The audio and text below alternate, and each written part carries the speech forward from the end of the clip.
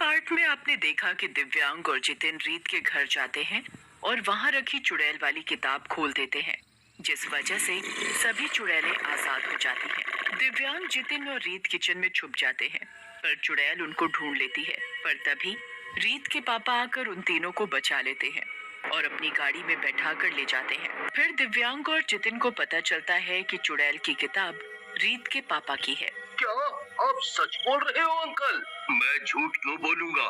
उन चुड़ैलों को मैंने ही बनाया है। पर कैसे? कोई इंसान चुड़ैलों को कैसे बना सकता है? रीत के पापा फिर जितिन को अपने बचपन की एक बात बताते हैं। मैं बचपन में बहुत मोटा था, इसलिए सब मेरा मजाक उड़ाते थे। मेरा कोई भी दोस्त नहीं था। मैं हमेशा अपने कमरे में अकेला रहता था। एक दिन जब मैं स्कूल से वापस आ रहा था तो मुझे एक जादूगरनी मिली। उसको किसी गाड़ी वाले ने टक्कर मार दी थी। आपको तो बहुत चोट लगी है। मैं किसी को बुलाकर लाता हूँ। आपको कुछ नहीं होगा। नहीं, अब मैं नहीं बचूंगी। मेरा अंतिम समय आ गया है। तुम बहुत अच्छे बच्चे हो, इसलिए मैं तुम्हें एक राज बताने जा रही हूँ। ये लो जादुई किताब। जादुई किताब? मैं समझा नहीं कुछ। मैं एक जादूगरनी हूँ। बहुत साल मैंने जादू सीखा है और उससे ये जादुई किताब बनाई है। ये एक ऐसी किताब है जिसमें तुम जो भी लिखोगे वो सच हो जाएगा। क्या सच में? हाँ, सच में। मेरे पास दोस्त नहीं थे तो मैंने अपने लिए बहुत सारे दोस्त बनाए, और दोस्त थे बहुत सारी चुड़ैलें और भूत। यूं शुरू में मेरे साथ बहुत अच्छे से रहते थे। मुझे कोई नुकसान नहीं पहुंचाया, पर कुछ समय बाद इन्होंने मुझे नुकसान पहुंचाना शुरू कर दिया।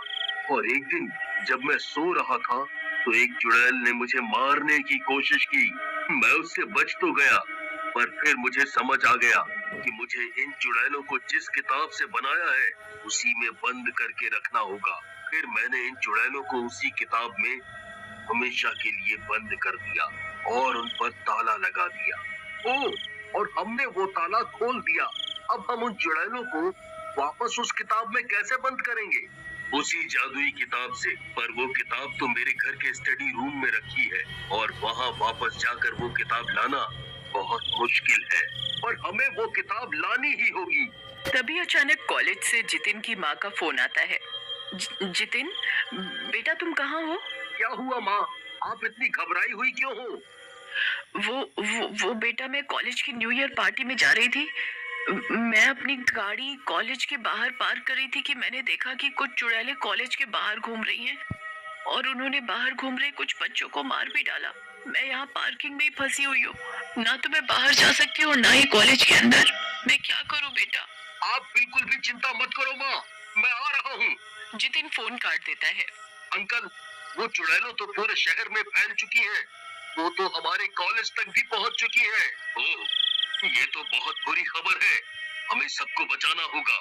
पर कैसे पापा? मुझे घर जाकर वो किताब लानी होगी जिसमें से सभी चुड़ैलें बाहर आई हैं, और उसमें इनको वापस बंद करना है। ये तो बहुत मुश्किल काम है।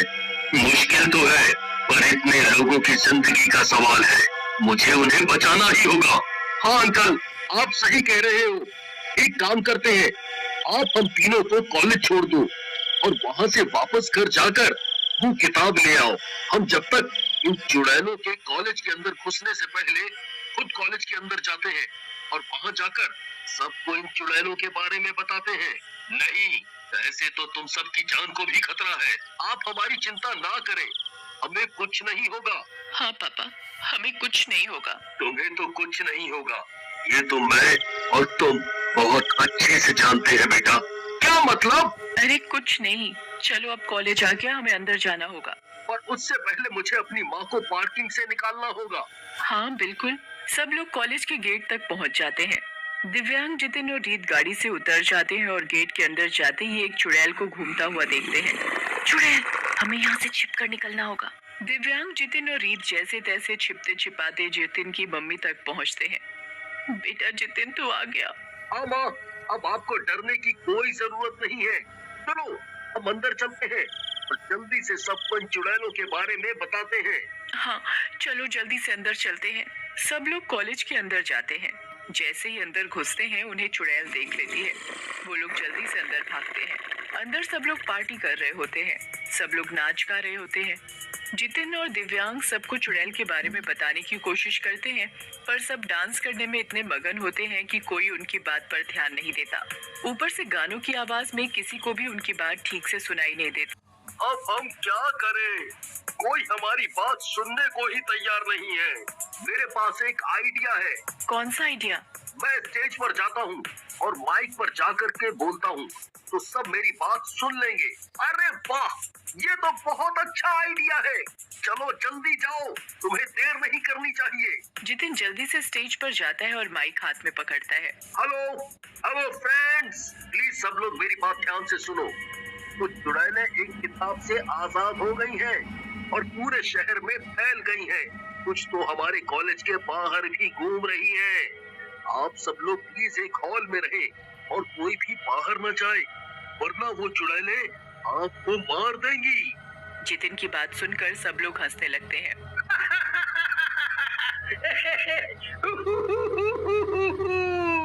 ये क्या मजाक है जितिन? आज न्यू ईयर है, कोई अप्रैल फूल नहीं। सब लोग जितिन पर हंसने लगते हैं। जितिन सबको समझाने की बहुत कोशिश करता है, पर कोई उसकी नहीं मानता और सब नाचने लगते हैं। तभी कुछ चुड़ैल हॉल के अंदर आ जाती है और कॉलेज के कुछ बच्चों को पकड़ लेती है। बचाओ बचाओ, यहाँ तो सच में चुड़ैल है, ये तो हमें मार डालेगी, कोई बचाओ। चारों तरफ हड़कंप मच जाता है। सब इधर उधर भागने लगते हैं। चुड़ैलें एक एक करके बच्चों को पकड़ पकड़ कर उनका खून पी रही होती हैं और एक चुड़ैल आकर रीत को पकड़ लेती है। बचाओ बचाओ, मुझे बचाओ। रीत बुरी तरह चिल्ला रही होती है और बाकी सब एक दीवार के पीछे छिप जाते हैं। वो चाहकर भी रीत को नहीं बचा पा रहे होते। चुड़ैल रीत को पकड़कर उसका खून पीने लगती है। फिर अचानक वो रीत को धक्का देकर दूर कर देती है। तुझ में तो खून ही नहीं है, बच गई तू, वरना अभी मैं तेरा सारा खून पी जाती। खून नहीं है? ऐसे कैसे हो सकता है कि कोई इंसान बिना खून के जिंदा हो? अरे यार, हमें इससे क्या, बस रीत बच गई ना। हाँ, सही कहा। चुड़ैल वहाँ से चली जाती है और सब लोग बाहर निकल आते हैं। चलो अब जल्दी चलो और नीचे बेसमेंट का गेट खोलकर सबको उसमें ले चलते हैं, फिर हम बाहर से ताला लगा देंगे। कॉलेज के सभी लोग उस हॉल के अंदर जाने लगते हैं। धीरे धीरे सभी लोग हॉल में पहुंच जाते हैं और जितिन तुरंत अंदर से हॉल का दरवाजा बंद कर देता है। जल्दी से यहाँ की सारी खिड़कियाँ अच्छे से बंद कर दो। सब लोग जल्दी जल्दी हॉल की सभी खिड़कियां बंद करने लगते हैं और तभी एक चुड़ैल खिड़की से अंदर आने लगती है। उस खिड़की पर चुड़ैल है, जल्दी उसे बंद करना होगा। दिव्यांग और जितिन जल्दी से भागकर उस खिड़की तक पहुंचते हैं और जोर से उस चुड़ैल को धक्का मारते हैं और खिड़की को बंद कर देते हैं। सभी लोग बहुत डरे हुए होते हैं और उन्हें कुछ समझ में नहीं आ रहा होता कि ये सब क्या हो रहा है। चुड़ैल जोर जोर से खिड़कियों को पीट रही होती है और अंदर आने की कोशिश कर रही होती है। ऐसे तो ये कांच तोड़कर अंदर आ जाएगी, कोई नहीं बचेगा, आज कोई नहीं बचेगा। हे भगवान, पापा कहाँ रह गए? वो कब उस किताब को लेकर आएंगे? तभी रीत के पापा एक खिड़की पर दिखाई देते हैं। जल्दी ये खिड़की खोलो, जल्दी जल्दी करो, मुझे जल्दी से इसमें सभी चुड़ैलों को बंद करना होगा। तभी अचानक कांच टूटने की आवाज आती है और एक के बाद एक कांच टूटता है और सारी चुड़ैलें अंदर आ जाती हैं और चारों तरफ सब चिल्लाने लगते हैं। चुड़ैलें चारों तरफ फैल गई हैं। इन चुड़ैलों को इस किताब के अंदर ले जाना बहुत मुश्किल है। अगर मैं इन चुड़ैलों को इस किताब के अंदर बंद करता हूँ, तो ये लोग भी इनके साथ इस किताब में बंद हो जाएंगे। बस अब एक ही तरीका बचा है, एक ही तरीका। वो क्या? इस किताब के खत्म होते ही सभी चुड़ैलें इसके साथ खत्म हो जाएंगी। तो क्यों ना आप इस किताब को ही जला दें? नहीं, कभी नहीं, मैं ऐसा नहीं कर सकता। पर क्यों? आपको इस किताब का इतना लालच है कि हमारी जान की भी परवाह नहीं कर रहे हैं आप। मुझे परवाह है और मुझे कोई लालच नहीं है, बस बात कुछ और है। क्या? वो मेरी बेटी, मैंने रीत को भी इसी किताब से बनाया है। मैंने कभी शादी नहीं की और बस इसलिए एक प्यारी सी बेटी इस किताब से बना ली। और अगर मैं ये किताब नष्ट करता हूँ, तो रीत भी उस किताब के खत्म होते ही खुद ब खुद खत्म हो जाएगी। ओह, तभी रीत हमेशा घर में बंद रहती थी और उसमें इसीलिए खून ही नहीं है। हाँ। पापा, आप मेरे लिए सबकी जान जोखिम में नहीं डाल सकते। रीत अपने पापा को बहुत समझाती है पर वो उसकी बात नहीं मानते। सबको ये सच जानकर बहुत दुख होता है। कोई भी रीत को खोना नहीं चाहता था। तभी अचानक एक चुड़ैल पीछे से आकर जितिन को पकड़ लेती है। जितिन को बचाओ पापा, जला दो इस किताब को। कोई रीत की नहीं सुनता और रीत खुद उस किताब को आग लगा देती है। किताब में आग लगते ही सारी चुड़ैलें एक एक करके उस किताब में जाकर जलने लगती हैं और कुछ ही पलों में सभी चुड़ैलें किताब में जल जाती हैं। रीत भी उस किताब में जलने ही वाली होती है और तभी जितिन अपने हाथ से आग बुझा देता है। किताब का आखिरी पन्ना जलने से बच जाता है, जिसके साथ ही रीत भी उस किताब में जलने से बच जाती है।